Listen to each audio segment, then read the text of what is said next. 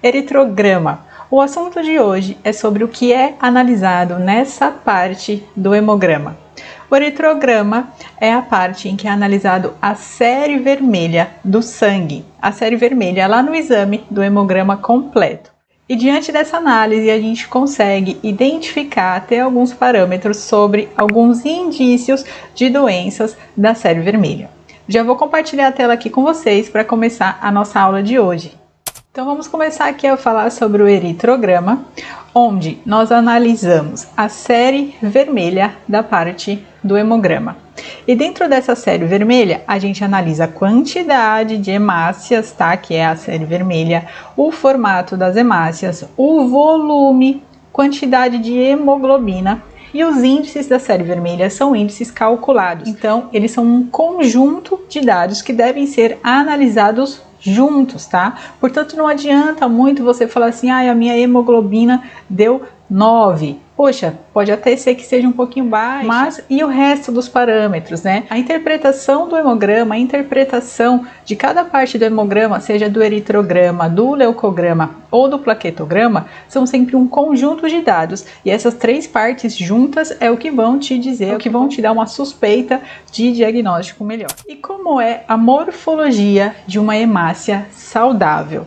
A hemácia, ela tem um formato de disco bicôncavo, tá? A gente fala que parece aquele salgadinho Fandangos, né? Aprendi isso já na faculdade e realmente, tá? Quando você vai olhar no microscópio, nos livros, ela tem esse formato de disco bicôncavo assim, tá? E dentro da hemácia tem uma grande quantidade de hemoglobina, tá? Que é a proteína transportadora de O2 e de CO2, tá? E a função principal da hemácia é transportar o oxigênio. Ela tem justamente essa forma bicôncava que facilita a troca dos gases que ela transporta. Quando ela perde esse formato devido a algumas patologias, então dificulta essa troca gasosa.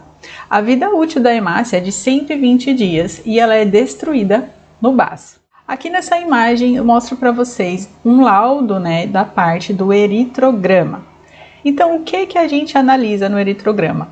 A gente vai olhar os eritrócitos, que são as hemácias, a hemoglobina, o hematócrito, a hemoglobina corpuscular média, volume corpuscular médio, concentração de hemoglobina corpuscular média, concentração de variação do volume eritrocitário. Nossa, mas falando assim, né, parece que tudo é muito complicado. Mas eu vou explicar cada um deles para vocês agorinha. Então, vamos lá. O que significa os índices do eritrograma? Vamos começar aqui pelos eritrócitos ou em alguns laudos ou nos equipamentos, pode ser que esteja escrito em inglês, tá? Então, a gente também pode chamar de RBC, Red Blood Cells, e quer dizer o quê? A quantidade de hemácias, tá, gente? A quantidade de hemácias que você vai ter lá no sangue periférico do seu paciente, tá? A gente também vai ver hemoglobina, a quantidade de hemoglobina presente nas hemácias. Então, a gente também tem um número, um valor aqui de hemoglobina. Hematócrito. O hematócrito é a porcentagem do volume que as hemácias ocupam no sangue. HCM, que é a hemoglobina corpuscular média. E o que é analisado aqui no HCM? É analisada a quantidade média de hemoglobina nas hemácias. Mais uma vez, reforçando para vocês, quantidade média, ou seja, é um cálculo. E o VCM, que é o volume corpuscular médio, ele analisa a média do tamanho das hemácias. Sim, em alguns casos as hemácias podem não ter o seu tamanho padrão e sim ter uma variação de tamanho. E a gente fala que elas podem ser macrocíticas ou microcíticas. Também é analisado o CHCM, que é a concentração de hemoglobina corpuscular média. É analisada a concentração da hemoglobina dentro da hemácia. O RDW, que é o Red Cell Distribution Drift, analisa a diferença do tamanho das hemácias. Então a gente tem aqui, ó, o VCM, que ele analisa a média do tamanho das hemácias, e o RDW, ele vai analisar a diferença de tamanho das hemácias, tá? As hemácias, quando elas estão no seu formato normal, elas estão no seu formato de disco bicôncavo. Porém, devido a algumas patologias, algumas alterações, elas podem ter sim o seu tamanho diferenciado e também a sua forma diferenciada. Vou dar um exemplo aqui bem nítido para vocês, que é na anemia falciforme, onde as hemácias elas deixam de ter o seu formato de disco bicôncavo para ter o seu formato de foice, então ela fica afilada. E como que a gente analisa essa classificação morfológica? Quando a gente tem uma variação na forma das hemácias, a gente chama de poiquilocitose. Então a gente coloca essa observação no laudo. Se você aí já viu uma observação no seu laudo de poiquilocitose, é porque tem uma diferença aí no formato da sua hemácia. Em alguns hospitais e em alguns laboratórios é necessário sempre colocar ao lado qual é a forma que foi analisada. Por exemplo, vai aparecer poiquilocitose discreta com presença de raras hemácias em foice, ou poiquilocitose discreta com presença de raras hemácias em alvo.